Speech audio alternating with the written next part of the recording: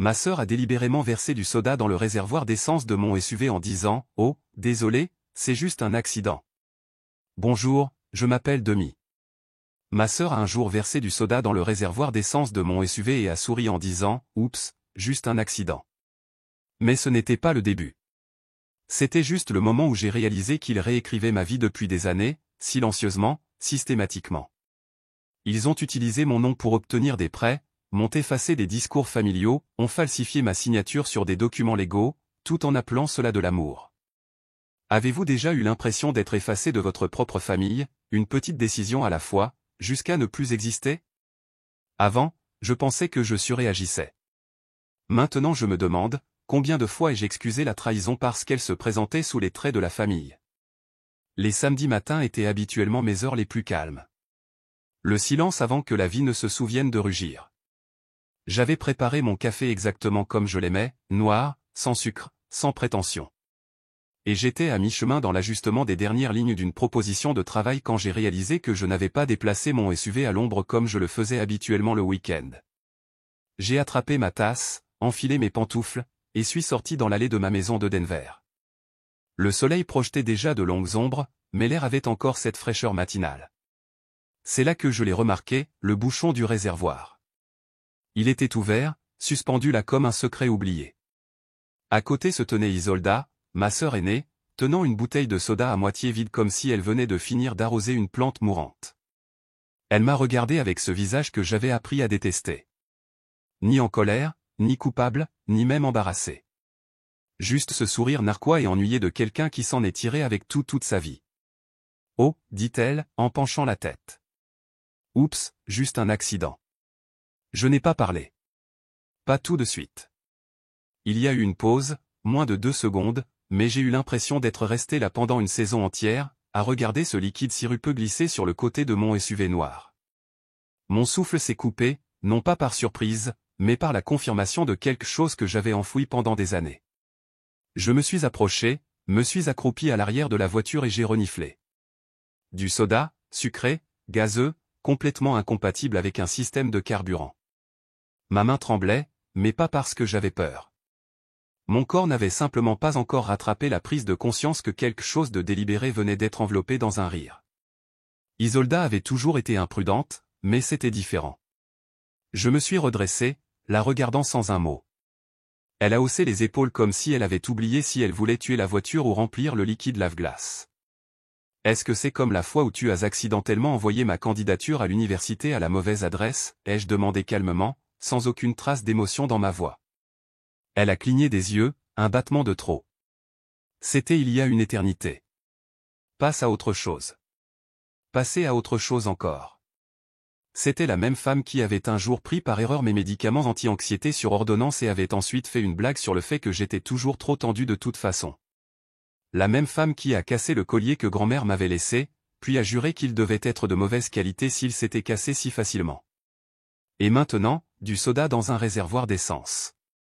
Les voitures peuvent être nettoyées, dit une voix derrière nous. Je me suis retourné pour voir Marlène, notre mère, nous observant depuis le porche, tenant son téléphone comme si elle était sur le point de publier une astuce de jardinage au lieu d'assister à un acte de sabotage. Ne sois pas dramatique, Demi, ajouta-t-elle en descendant vers nous. Isolda a probablement pensé que c'était le lave-glace. C'est ça, ai-je demandé, en regardant directement ma sœur. Les yeux d'Isolda se sont plissés, puis se sont écarquillés. Puis elle a de nouveau haussé les épaules. Peut-être. Je veux dire, il était tôt. Qui sait? Moi, je savais. Mais je n'ai pas crié. Je ne me suis pas déchaîné. Je n'ai rien fait de ce que l'ancienne moi aurait pu faire quand je croyais encore que souligner la vérité faisait écouter les gens. Je suis resté là, hochant légèrement la tête, comme si on m'avait donné un bulletin météo que je n'avais pas demandé. Je me suis retourné et je suis rentré dans la maison. Le temps que je rince ma tasse et que je me rassois devant mon ordinateur portable, mes doigts planaient au-dessus du clavier, refusant de bouger. Le document que j'étais en train de modifier, des projections fiscales pour le prochain trimestre, est devenu flou dans ma vision. Il ne s'agissait pas du SUV. Il ne s'était jamais agi de ça. Il s'agissait du schéma, de l'effacement silencieux et intentionnel de ma personne qui avait commencé bien avant les réservoirs d'essence, les fêtes d'anniversaire ou les discours de remise de diplôme. La façon dont Marlène avait toujours deux versions de tout, une qui impliquait de louer Isolda, et une qui expliquait pourquoi je devrais être fier d'être simplement là. En grandissant, j'étais la responsable. Celle qui équilibrait les chéquiers à 16 ans. Celle qui n'empruntait jamais d'argent. Celle qui s'est occupée de grand-mère jusqu'à la fin, même si cela signifiait manquer 3 semaines de travail. Isolda était les paillettes, l'éclat, l'élément imprévisible, bien intentionné, que tout le monde pardonnait. Et moi? J'étais la trop sérieuse, la difficile à aimer, celle qui avait toujours besoin de se détendre. Cette nuit-là, je n'ai pas pu dormir. L'odeur de soda, rance et artificielle, s'accrochait encore à mes narines même si je n'étais pas sorti depuis des heures. Je me suis assise dans mon bureau, les lumières tamisées, l'écran sombre, et j'ai ouvert mon journal relié en cuir. C'était un cadeau de moi-même à moi-même il y a 2 anniversaires, la première année où je n'ai pas attendu que quelqu'un d'autre reconnaisse mon existence. J'ai tourné à une page vierge et j'ai écrit une seule phrase, la prochaine fois, je ne dirai rien non plus, mais je serai prête. Et cette fois, je le pensais. Il n'a fallu qu'une notification bancaire pour confirmer ce que je savais déjà. J'étais en train d'être effacé financièrement aussi. Mais avant que ce message n'illumine mon téléphone, j'avais déjà fait le choix d'arrêter de prétendre que tout allait bien.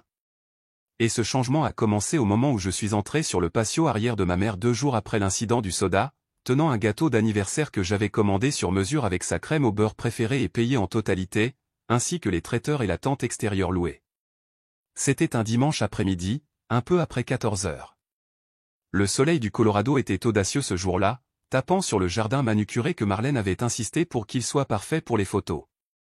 Des tables rondes étaient drapées de nappes blanches, des ballons argentés flottaient sur chaque chaise, et une playlist de jazz fredonnait à travers des haut-parleurs portables. Des gens que je reconnaissais à peine se mêlaient près du bar, des cousins, des voisins, de vieilles dames de l'église dont les noms m'échappaient. Je me suis glissé dans la foule sans être remarqué, ce qui ne me surprenait plus. Ma famille maîtrisait l'art de ne voir que ceux, ou qui, ils voulaient. Isolda était déjà là, bien sûr, portant une robe portefeuille rose pâle assortie aux décorations. Elle était entourée d'une petite orbite d'admiration, les invités riant trop fort à ses blagues, lui touchant le coude comme si elle était de la royauté. Je l'ai regardé rejeter ses cheveux en arrière et dire, « Eh bien, vous savez comme il a été difficile de tout organiser, comme si elle avait planifié cette fête au lieu de simplement arriver il y a 30 minutes. » J'ai posé le gâteau sur la table du buffet et je me suis discrètement dirigé vers la cuisine, vérifiant les plateaux de mimosa et de cocktails de crevettes. Les traiteurs m'ont fait un signe de tête polie, l'un me reconnaissant grâce à l'application de paiement que j'avais utilisée. Je suis retourné dans le jardin juste à temps pour entendre le tintement d'une fourchette contre un verre. Marlène se tenait à la tête du patio, les bras légèrement levés, le sourire figé et poli. « Merci à tous d'être venus », commença-t-elle. Cela signifie tellement d'être entouré par la famille et les amis. Surtout en des temps comme ceux-ci où les gens sont si occupés et déconnectés, c'est tout simplement spécial d'avoir ce moment ensemble. Elle a regardé autour d'elle, a fait une pause pour l'effet, puis a posé sa main sur l'épaule de sa fille aînée. Et rien de tout cela n'aurait été possible sans ma magnifique fille, Isolda, qui a tout organisé si parfaitement. Applaudissements. Isolda a feint la modestie, touchant sa poitrine comme si elle était humble.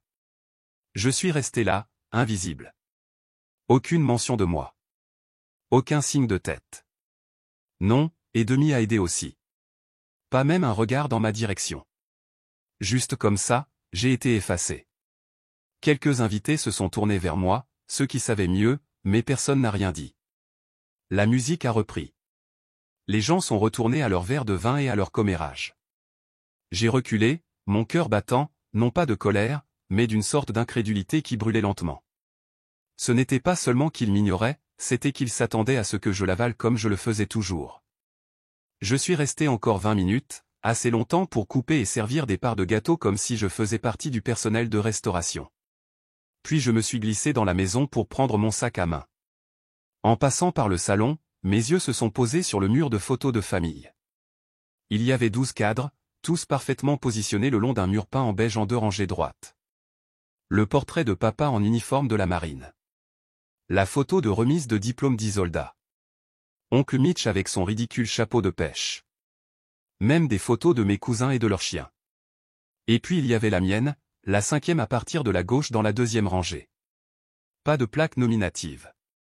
Chaque autre cadre en avait une, des plaques gravées en or indiquant des choses comme « Isolda »,« l'aîné »,« grand-père Thomas »,« papa »,« retraité de la marine ». Le mien était vide. Je me suis approché, comme si la lumière pouvait révéler une gravure que j'avais manquée. Non. Juste un cadre, juste un visage. C'était une photo de ma première cérémonie de promotion, moi en tailleur gris tenant une plaque, souriant à l'appareil photo. J'avais envoyé cette photo par courriel à Marlène des années auparavant quand elle avait demandé une mise à jour pour le mur. Elle n'avait même pas pris la peine de l'étiqueter.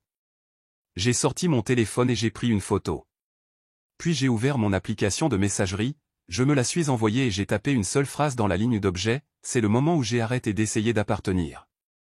Sortir de cette maison était différent cette fois. Non pas parce que j'étais blessé, bien que je le fusse, mais parce que j'avais finalement cessé d'espérer qu'ils agissent différemment.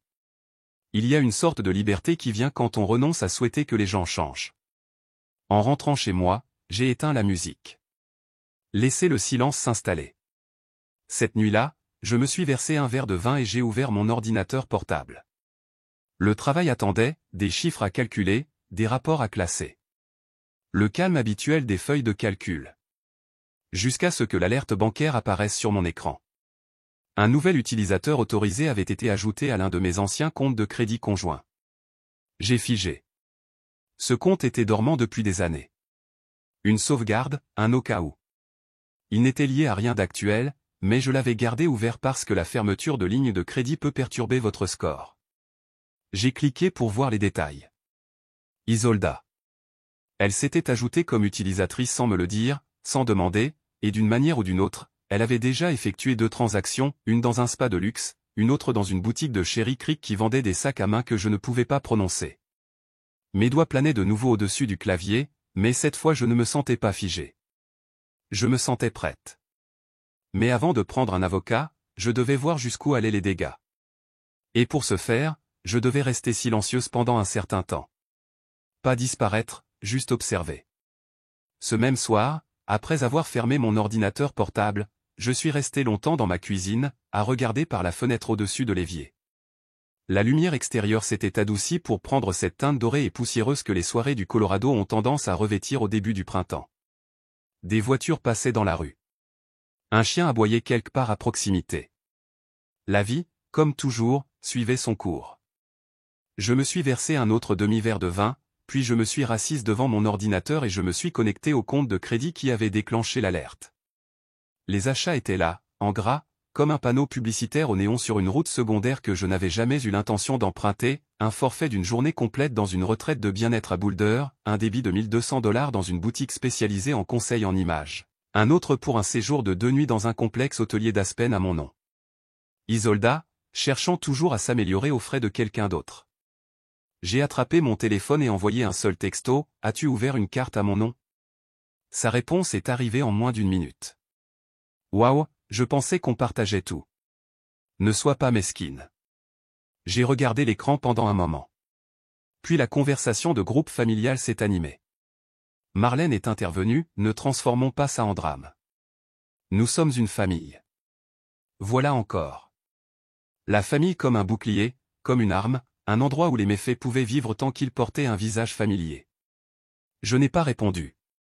Au lieu de cela, le lendemain matin, j'ai appelé Noah. Nous ne nous étions pas parlé depuis plus d'1 an, mais il a décroché à la 3e sonnerie avec un chaleureux et surpris, « Demi, ça va ?» Pas vraiment, ai-je dit. J'ai besoin d'aide.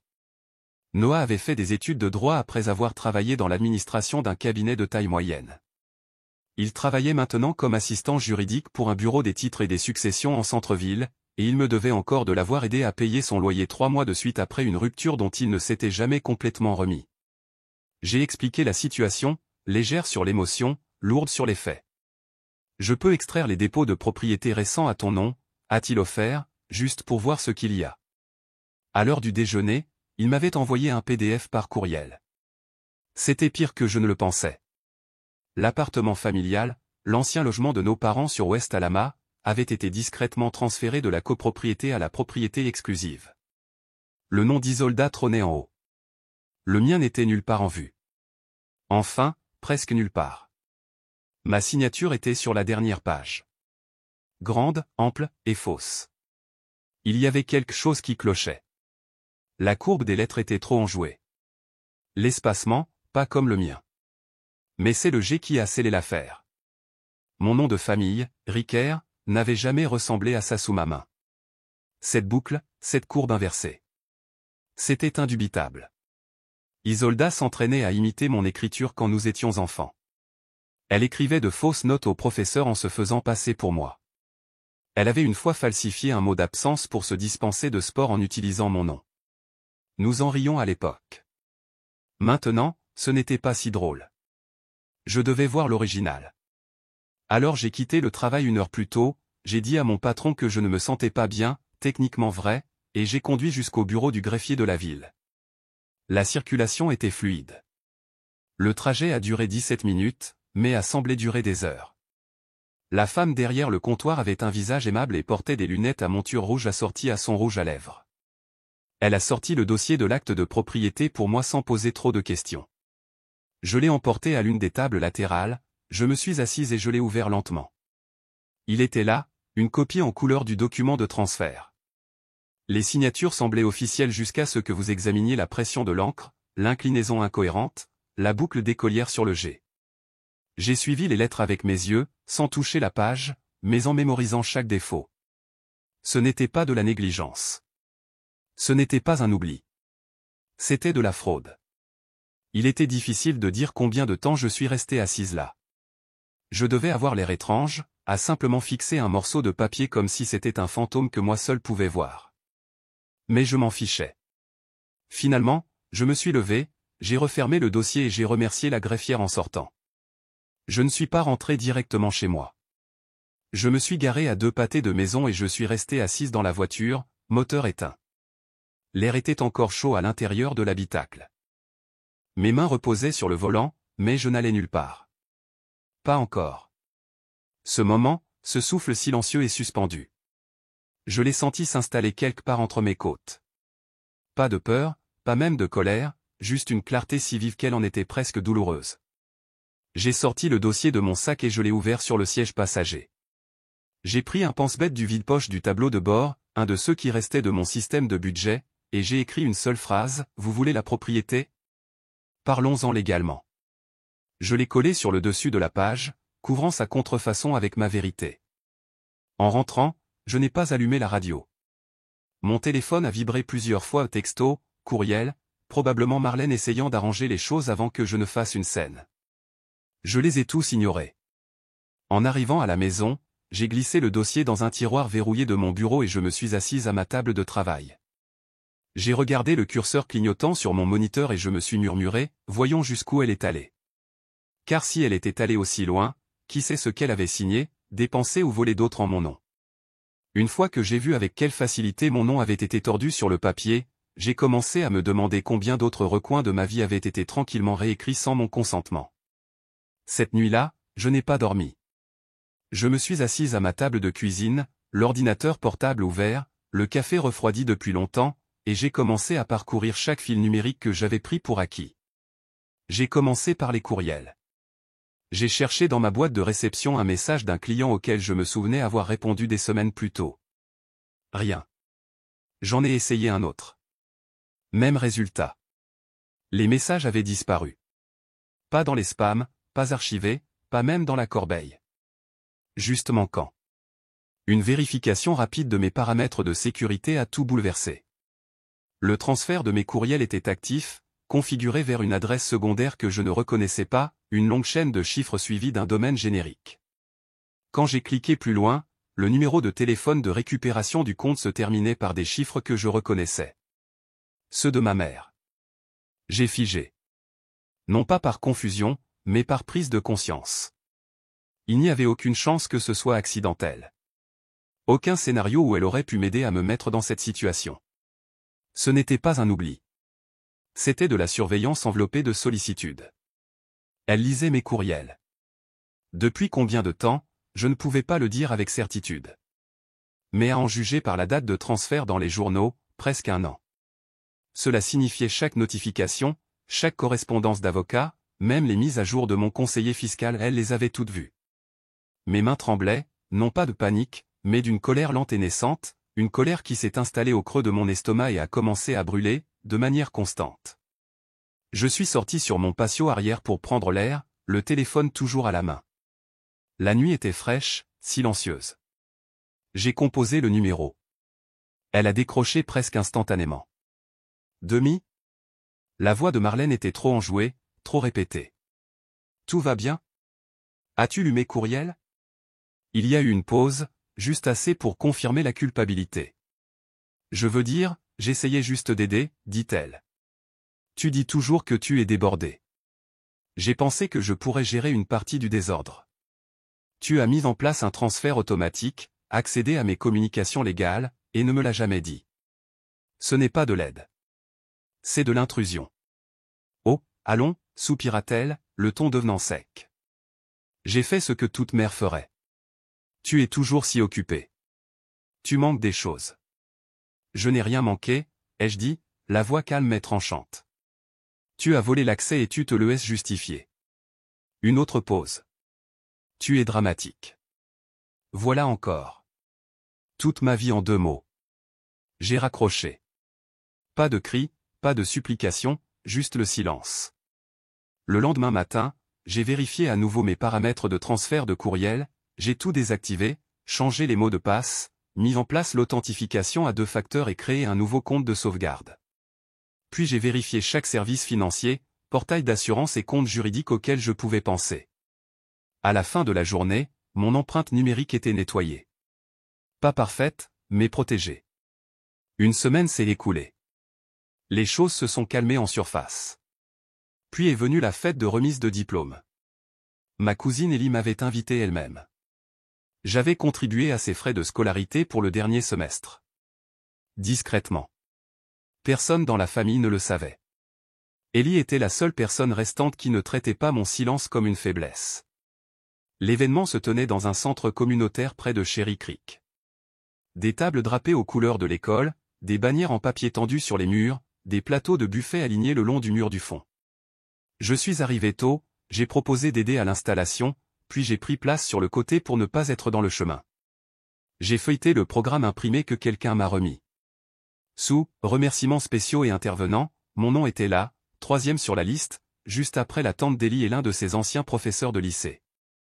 Mais quand les discours ont commencé, mon nom a disparu de l'air. Le maître de cérémonie m'a complètement ignoré. Puis Isolda s'est levée, portant une robe portefeuille rouge vif qui attirait tous les objectifs des appareils photo. Elle s'est lancée dans un monologue larmoyant sur le sacrifice familial et le fait d'être présent quand ça compte. Elle a parlé de sa fierté pour Ellie, de la façon dont elle avait toujours été en coulisses pour aider de toutes les manières possibles. Elle n'a jamais utilisé mon nom, mais sa dernière phrase a résonné comme une gifle à travers la pièce, certains d'entre nous donnent avec le cœur, pas pour la reconnaissance. La foule a applaudi. Je suis resté assise là, immobile. Je ne suis pas parti tout de suite.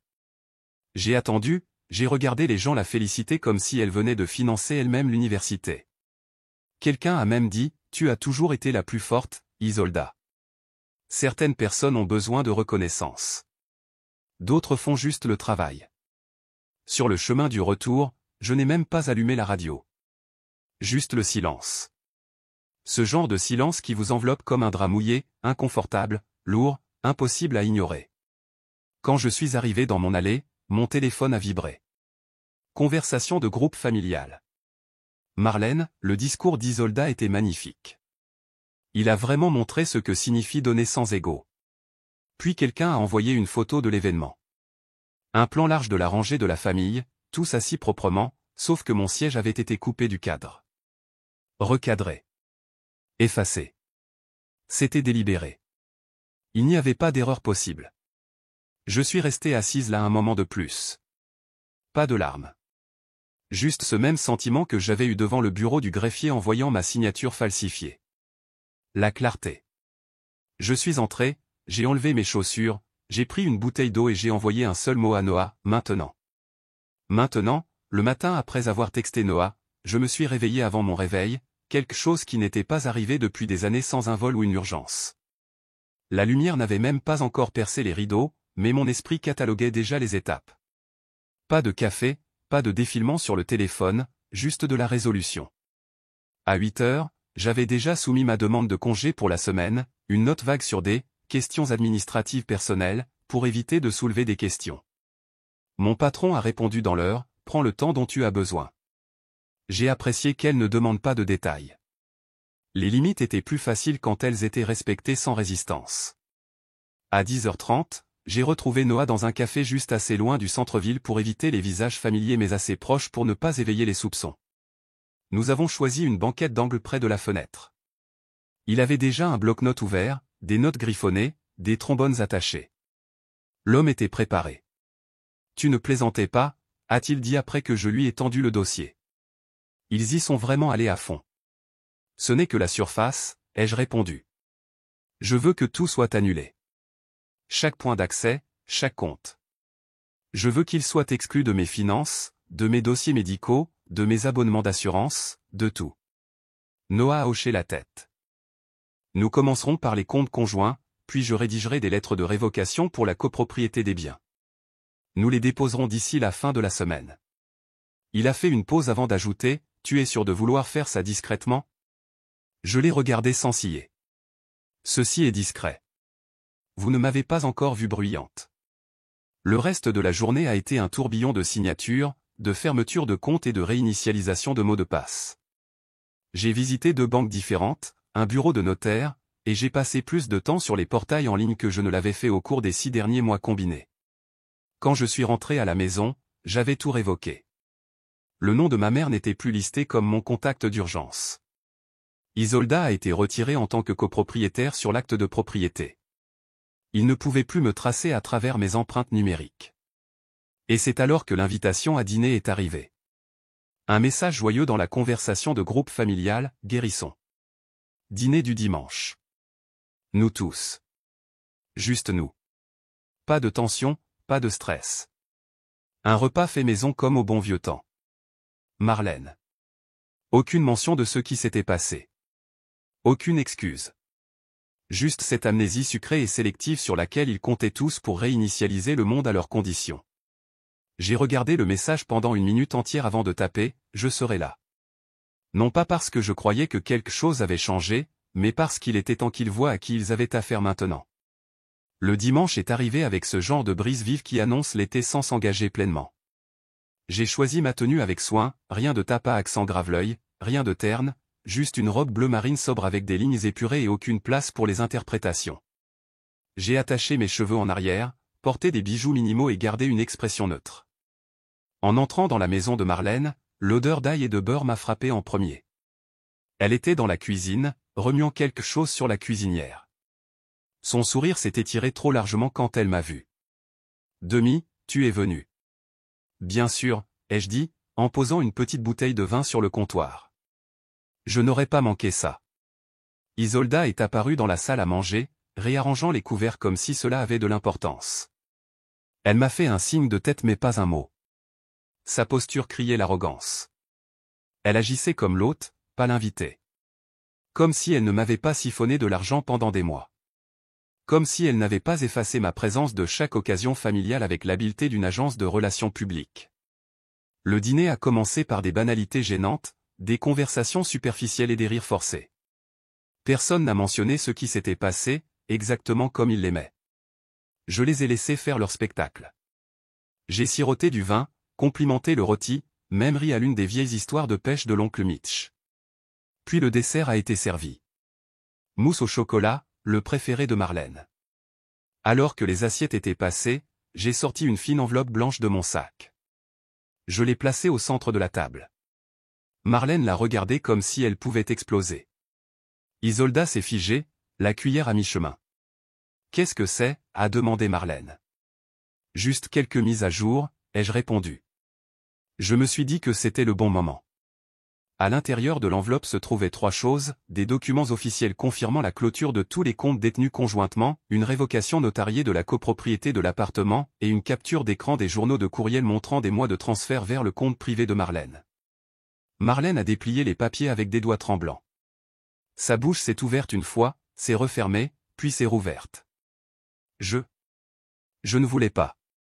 C'était seulement parce que tu es toujours si débordé. Tu veux dire que j'ai des limites, ai-je dit. C'est juste que tu ne les aimais pas. Isolda a ricané, se penchant en arrière sur sa chaise. C'est pathétique. Tu traites ta propre famille comme des criminels. Je me suis tourné vers elle. Non, je vous traite comme des personnes qui ont franchi des limites et ne s'attendaient pas à des conséquences. Silence. Marlène a essayé de se ressaisir. Nous sommes une famille. Nous n'avons pas besoin d'impliquer la loi. C'est drôle, ai-je dit en me levant. Parce qu'apparemment, nous n'avions pas besoin de m'impliquer non plus. Vous vous en êtes toutes chargées vous-même.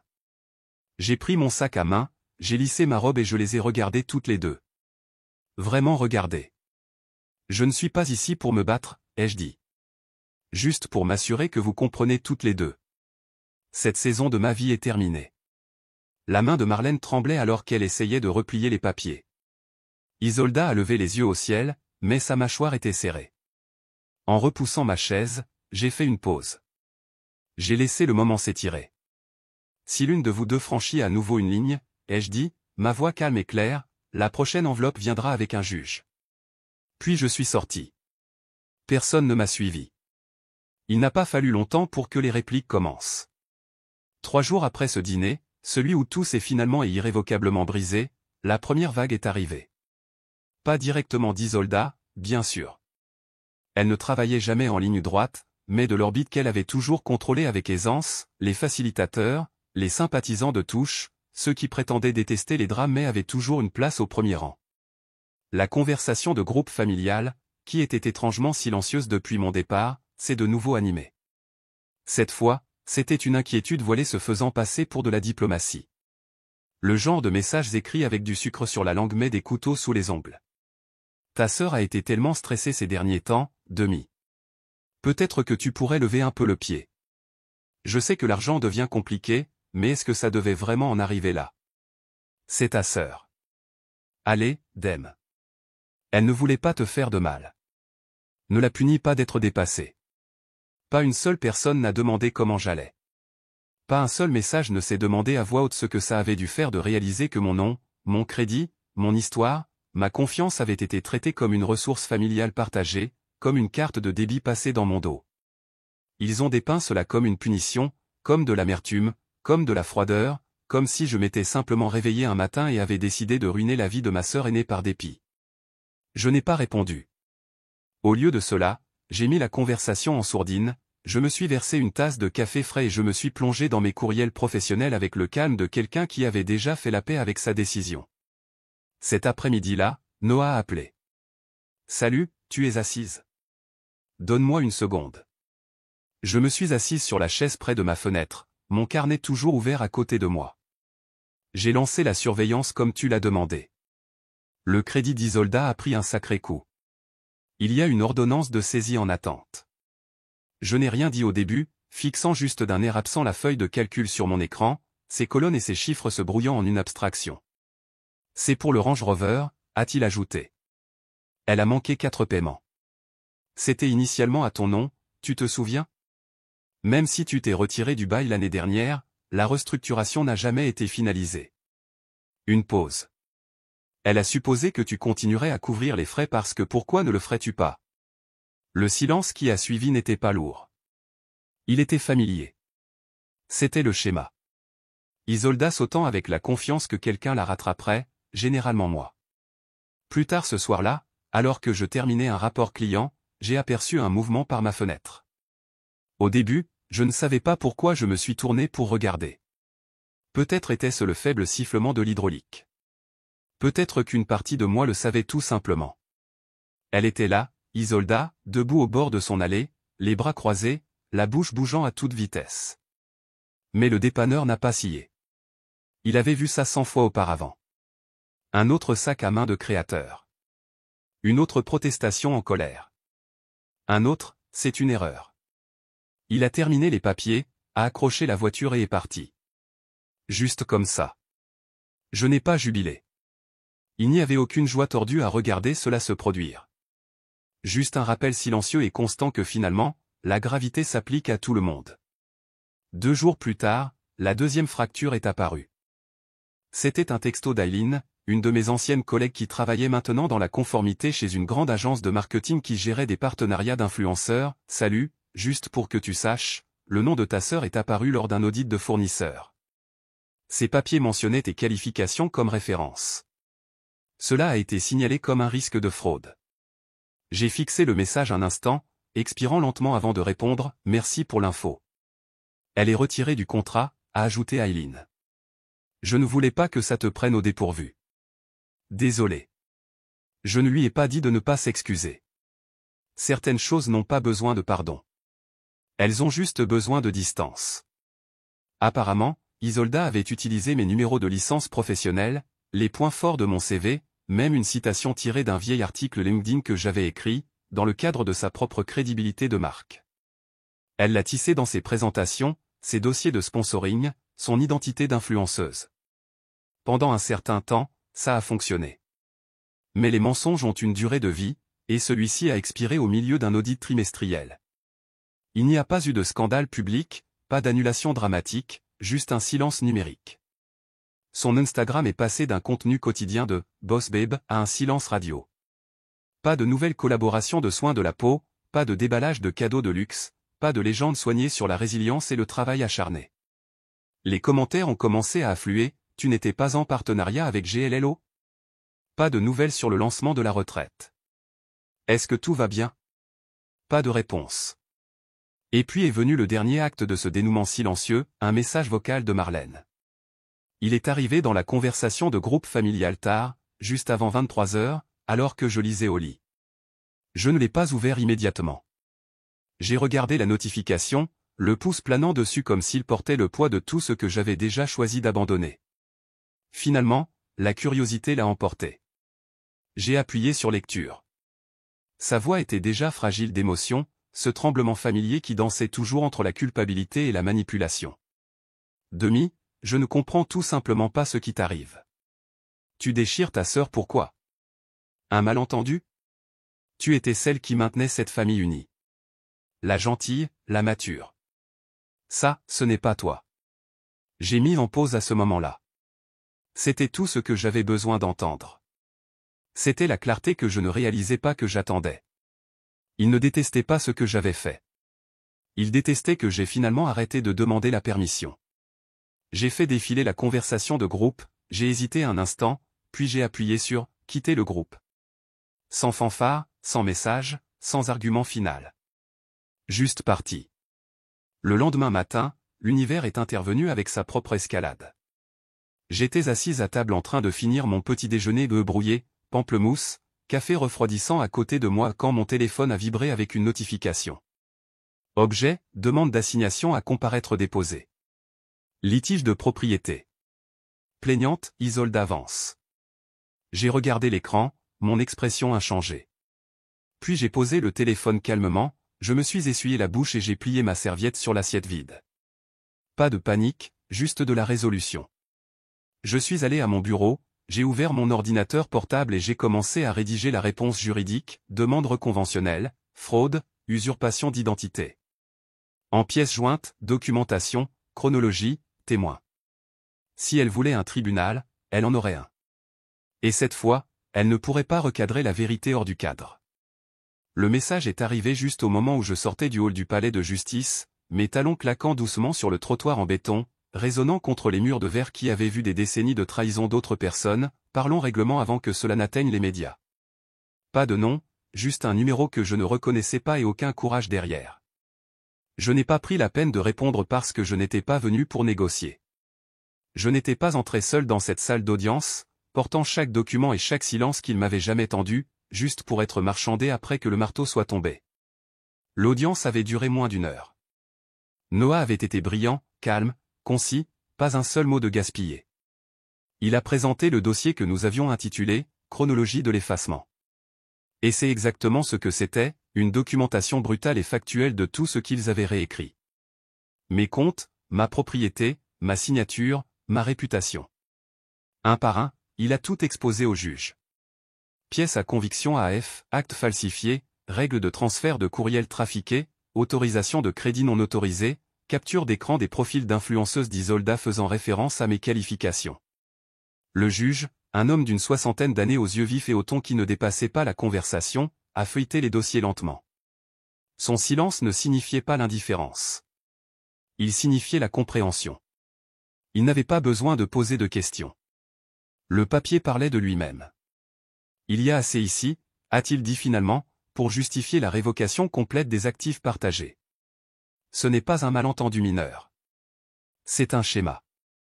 Quand Isolda a essayé de parler, le juge a levé une main légèrement, sans même la regarder. Vous ne parlerez que lorsque vous ne serez plus en état d'outrage. Sa bouche s'est refermée brusquement. Marlène, assise à côté d'elle, avait l'air pâle, plus pâle que je ne l'avais jamais vue. Elle n'a pas discuté. Elle ne m'a même pas regardé. Elle regardait droit devant elle comme si le plafond pouvait la sauver. Quand le juge a finalisé la décision, c'était comme si la dernière pièce du puzzle s'était mise en place. J'ai obtenu la pleine propriété de l'appartement. Le nom de Marlène a été retiré de toutes les affiliations financières et des comptes familiaux où elle était discrètement restée en tant qu'administratrice. Isolda a reçu l'ordre de cesser toute utilisation de mon nom, de mes qualifications, de mon image ou de mon affiliation, professionnellement ou personnellement. Le juge a ajouté une dernière ligne avant de lever la séance. Toute tentative future de rétablir des revendications partagées nécessitera l'approbation directe du tribunal. C'était fait.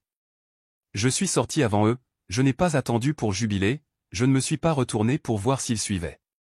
Le couloir sentait le désinfectant et quelque chose de vaguement métallique, probablement le souvenir de trop de verdicts devenus froids. Dehors, l'air était sec.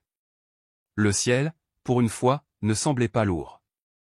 En approchant du parking, je les ai vus, Marlène et Isolda, blottis près de la cage d'escalier, chuchotant.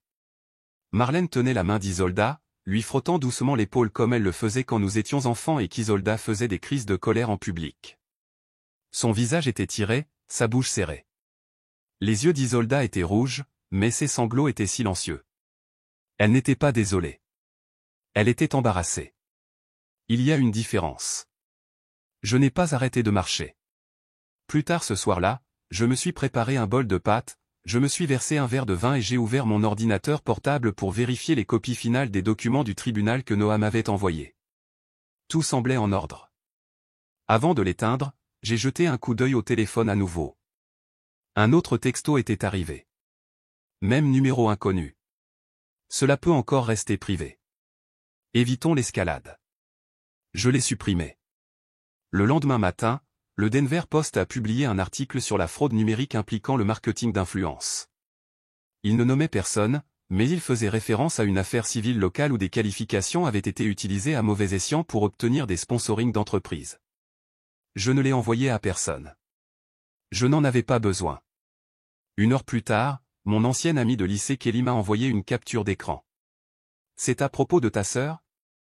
J'ai répondu, « Ce n'est pas mon histoire à raconter. » Elle a répondu, « Eh bien, qui que ce soit, j'espère que la vraie victime trouvera la paix. » Je ne l'ai pas corrigé. C'était suffisant. Dans l'après-midi, la conversation de groupe familial, que j'avais quittée depuis longtemps, a explosé. Mon cousin m'a transféré des captures d'écran sans demander. « Tu l'as humiliée. Tu as toujours été jalouse. J'espère que tu es heureuse. » Et finalement, de Marlène elle-même, « Tu as tout réduit en cendres pour un bout de papier. » Celui-là m'est resté. Non pas parce qu'il faisait mal, mais parce qu'il était si faux. Il l'avait brûlé. J'avais juste arrêté de prétendre que les cendres étaient des confettis. Ce soir-là, je me suis assise près de la fenêtre de mon salon. La lumière extérieure s'était adoucie en un orange crépusculaire, le genre qui faisait briller la cime des arbres. Une douce brise poussait le rideau. Je n'avais parlé à personne de la journée, et ça ne me dérangeait pas. Mon téléphone a vibré une fois de plus. Cette fois, ce n'était pas d'un numéro bloqué. C'était un nouveau message d'un cabinet d'avocats que je ne reconnaissais pas. La ligne d'objet, demande de discussion sur la médiation, Vance contre Ricaire. J'ai fermé la notification parce que je n'avais pas besoin de discussion. Je n'avais pas besoin de règlement. J'avais besoin de tourner la page, et c'était déjà le cas. Je n'ai pas répondu parce que je n'étais pas intéressé à revenir en arrière. Le message avait été clair, désespéré même, mais il est arrivé trop tard et du mauvais endroit, la peur, pas le remords. J'ai posé le téléphone face contre table sur le rebord de la fenêtre à côté de la cafetière du chalet. La vapeur s'élevait déjà de ma tasse. L'air ce matin-là était vif, pur, piquant de pain. Je pouvais voir le bord du lac d'ici, calme comme du verre. Les arbres se reflétaient à sa surface comme s'ils ne pouvaient plus se donner la peine de bouger. Je comprenais cela. Après l'audience, j'étais monté ici seul. Pas d'appel, pas de compagnie, pas de doute, juste le calme. Noah s'est occupé de tout ce qui a suivi, les lettres, les avis, les questions des avocats qui étaient soudain pleins d'options. Je lui ai dit exactement quoi dire, elle n'est pas intéressée par la négociation. La décision est maintenue. Je suppose que c'est ce qui arrive quand on passe une vie à être négligé. Les gens ne savent pas quoi faire quand vous sortez enfin du cadre qu'ils ont construit pour vous. 3 jours après la décision, Marlène m'a envoyé un message directement. Pas de note vocale, pas de drame, juste une seule ligne de texte, tu as fait valoir ton point de vue. Maintenant, répare ça. Tu as humilié la famille. Je suis resté avec cette phrase pendant presque 1 heure. Puis j'ai tapé ma réponse et j'ai appuyé sur envoyer. Je n'ai humilié personne. J'ai juste arrêté de participer à l'humiliation de moi-même. C'est la dernière chose que j'ai entendue d'elle, mais la famille n'en avait pas fini avec moi. J'ai appris par un courriel transféré parce que bien sûr quelqu'un pensait que je devais toujours être incluse qu'une réunion de famille avait été programmée pour discuter de la distribution du reste de la succession de grand-mère Queen. Il était écrit, lieu, le même chalet au bord du lac où je sirotais actuellement mon café. Date, samedi, 14 h. Ils ne savaient pas que j'étais déjà là, et je n'avais pas l'intention d'être présente. Au lieu de cela, j'ai appelé Noah et lui ai demandé de me représenter. Ils ont besoin d'un témoin, pas d'une cible, ai-je dit. Il n'a pas discuté. Le samedi est arrivé avec un ciel sans nuages et une brise assez légère pour faire bruire les feuilles de bouleau. Vers midi, je suis descendu sur le quai, j'ai installé un tabouret pliant et j'ai commencé à peindre avec 2 des enfants du quartier, Sophie et Caleb, tous 2 de moins de 10 ans, tous 2 plus honnêtes que la plupart des adultes que j'avais rencontrés au cours de la dernière décennie. Ils m'ont posé des questions sur les oiseaux. Je leur ai montré comment mélanger les aquarelles pour obtenir cette teinte bleue poussiéreux que portent les mésanges. Nous avons parlé des nuages, des ombres, d'où venait la lumière et pourquoi elle changeait si vite. À 14h05, Noah a appelé. C'est fait. Je n'ai pas arrêté de passer la couleur sur le papier. Continue. Ils ont tenu la réunion au palais de justice du comté. Ta plaque nominative n'était pas posée. Juste une chaise, vide, au centre de la table. J'ai souri. Ça ne m'étonne pas. Il a continué. Le Nouveau Testament a été lu. La pièce était principalement silencieuse jusqu'à la partie qui disait, à la petite fille qui a eu le courage de partir, je ne laisse pas seulement la propriété, mais la liberté d'être enfin qui elle est sans être réécrite. J'ai laissé le pinceau tomber à l'eau. Puis c'est devenu intéressant, a ajouté Noah.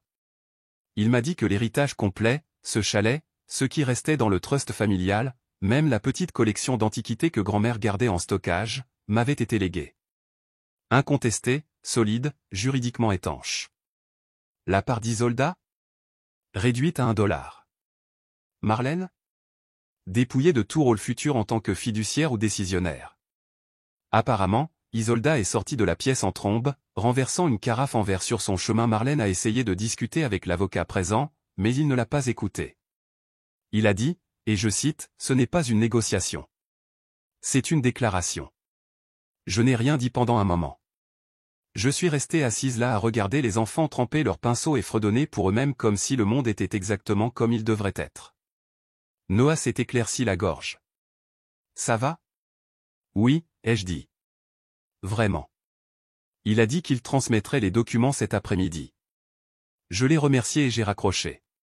Plus tard dans la soirée, après que les enfants aient été récupérés par leurs parents et que le soleil soit descendu assez bas pour transformer le lac en cuivre liquide, je suis entré et j'ai trouvé une petite enveloppe sur le comptoir de la cuisine. Pas d'adresse de retour, juste mon nom écrit d'une écriture cursive forte et familière.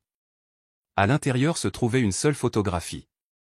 C'était du vieux mur de photos de famille de la maison de Marlène, prise récemment à en juger par les couleurs des cadres. Mais une chose avait changé. Sous ma photo, celle qu'il n'avait jamais étiquetée, se trouvait une nouvelle plaque en laiton, demi, celle qui a finalement dit assez. Je l'ai regardée pendant un long moment, puis j'ai plié la photo et je l'ai posée à côté de la cheminée éteinte. Cette nuit-là, j'ai fait un feu lent, le genre qui commence avec des pommes de pin et de la patience. J'ai ajouté la photo sans cérémonie, j'ai regardé les bords se courber, prendre feu et se réduire à néant. Juste avant de me coucher, je suis sorti sur le porche. La nuit était de nouveau fraîche, les étoiles éparpillées comme du sel au-dessus de la ligne des arbres. Je tenais une tasse de thé, les doigts chauds autour de la céramique. Et puis, comme s'il attendait le bon moment, mon téléphone a vibré. Un dernier message vocal. Demi, a dit une voix, sèche et tendue. Tu penses que c'est fini? Je n'ai pas répondu parce que je n'étais pas intéressé à revenir en arrière. J'ai laissé le message vocal disparaître de lui-même. Pas de réponse, pas de réaction. Je ne l'ai pas sauvegardé. Je n'ai même pas écouté tout le message. Je l'ai simplement supprimé sans hésitation. Il n'y avait pas de colère, pas de flambée dramatique dans ma poitrine. Juste du calme, le genre de calme qui vient quand on sait que rien de ce qu'ils disent ne peut vous ramener dans le scénario que vous avez déjà quitté. Je me suis appuyé sur la balustrade du porche et j'ai regardé la lune poindre entre les arbres. Le lac reflétait sa douce lumière comme un miroir trop fatigué pour combattre la nuit. Puis je suis rentré dans le chalet, non pas comme quelqu'un qui bat en retraite, mais comme quelqu'un qui revendique son espace. Cette nuit-là, après une douche chaude et 2 pages de journal, je me suis assise à la table de la cuisine et j'ai écrit une seule phrase qui tournait dans mes pensées depuis des jours: ils ont perdu l'accès à moi au moment où j'ai arrêté de défendre mon droit d'exister. J'ai fermé le journal et éteint la lampe. Le genre de paix que je portais n'était pas bruyant. Il n'avait pas besoin de l'être. Toutes les fins ne s'accompagnent pas d'excuses. Certaines viennent avec le silence. Et parfois, le silence est la réponse la plus honnête qui reste. 3 jours plus tard, j'ai consulté le forum en ligne où j'avais anonymement posté une version courte de mon histoire. Pas de nom, pas de lieu spécifique, juste des fragments de ce que c'était que d'être effacé et de devoir sourire à travers tout ça. Enfoui sous des dizaines de commentaires, une réponse s'est démarquée: vous avez mis des mots sur quelque chose que je ne savais pas que j'avais le droit de ressentir. Merci, Demi. C'était la première fois que quelqu'un utilisait mon nom d'une manière qui ne s'attendait pas à ce que je tressaille. Je n'ai pas répondu, j'ai juste regardé l'écran, laissant la phrase s'enrouler autour des parties de moi qui avaient été écorchées à vif. Qui que soit cette personne, elle m'avait rappelé que la vérité n'a pas besoin d'un public pour avoir de l'importance. Plus tard cette semaine-là, un jeudi matin couvert de nuages, mon père s'est présenté à l'improviste. J'ai entendu sa vieille camionnette bien avant de le voir. Elle tournait au ralenti en montant le chemin de gravier vers le chalet, crissant sur les pierres détachées, les pneus vrombissant comme s'ils avaient fait ce voyage dans son esprit 100 fois auparavant. Il n'a pas frappé, il est juste resté sur le porche jusqu'à ce que j'ouvre la porte. Nous ne nous étions pas vus depuis les funérailles. Un homme silencieux, il l'avait toujours été. Il ne prenait jamais parti, il observait simplement, une présence tranquille dans une maison bruyante. Un café, ai-je demandé. Il a hoché la tête.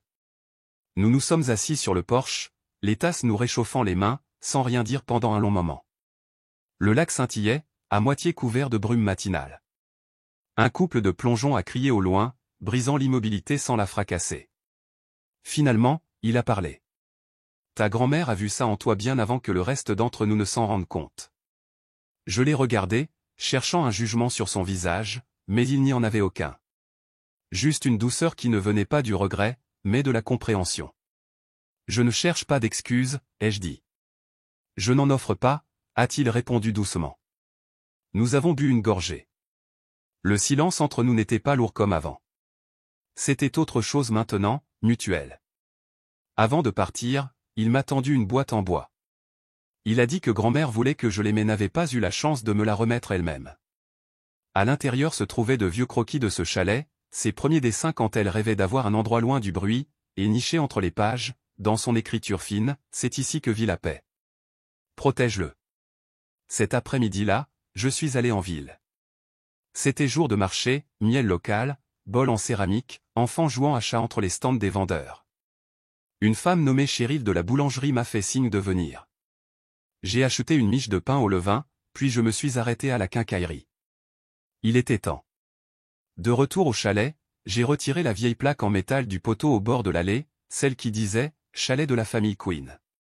Je l'ai remplacée par une nouvelle que j'avais fait faire la semaine précédente, Havre de paix. Pas dramatique, pas bruyant, juste vrai. La vie après ça est devenue un rythme. J'enseignais l'aquarelle aux enfants à la bibliothèque le samedi. J'ai repeint moi-même les volets du chalet. J'ai réparé la vitre passager de mon SUV, enfin. Pas d'appel à Marlène pour de l'aide. Pas de faveurs empruntées.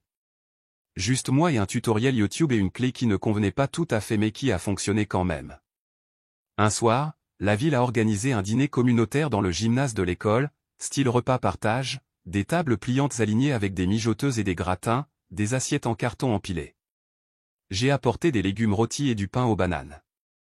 À la table d'accueil, une adolescente bénévole m'a tendu un badge nominatif. Écrivez votre nom clairement, a-t-elle dit, en me tendant un marqueur. Je n'ai pas hésité, je ne l'ai pas raccourci, je n'ai pas douté. Bonjour, je m'appelle Demi. Au milieu du dîner, alors que je remplissais ma tasse de cidre de pomme, une femme s'est approchée de moi. Fin de la quarantaine, les cheveux tirés en une tresse, des yeux doux qui avaient vu trop de choses et appris à le porter tranquillement. C'est vous qui leur avez tenu tête, n'est-ce pas, a-t-elle demandé. J'ai cligné des yeux. Pardon? Elle a souri. Votre histoire, ce poste, a fait le tour même sans votre nom. Mais quelqu'un a dit que vous viviez ici maintenant, que ça pourrait être vous. Je n'ai pas paniqué, je ne me suis pas senti exposé. Au lieu de cela, j'ai souri en retour. Non, ai-je dit. Je me suis juste enfin défendu. Quand le dîner s'est terminé, je suis sorti. L'air s'était rafraîchi, mais le vent était doux. Les lampadaires bourdonnaient faiblement, projetant de longues ombres sur le trottoir. J'ai fait une pause avant de monter dans la voiture. Je ne suis pas complètement guéri, ai-je murmuré, la voix stable. Mais je ne me cache plus. C'est plus que suffisant pour l'instant. Parfois, la trahison la plus profonde ne vient pas d'étrangers. Elle vient des personnes qui partagent votre nom de famille. Cette histoire ne parle pas seulement de vengeance. Elle parle de se réapproprier sa voix après avoir été réduite au silence, de choisir la vérité plutôt que la paix, et de réaliser que s'éloigner est parfois la prise de position la plus puissante que l'on puisse faire. Avez-vous déjà été effacé par votre propre famille? Qu'auriez-vous fait à la place de Demi? Si cette histoire a résonné en vous, n'oubliez pas d'aimer, de commenter et de vous abonner pour plus d'histoires réelles et émouvantes qui vous touchent.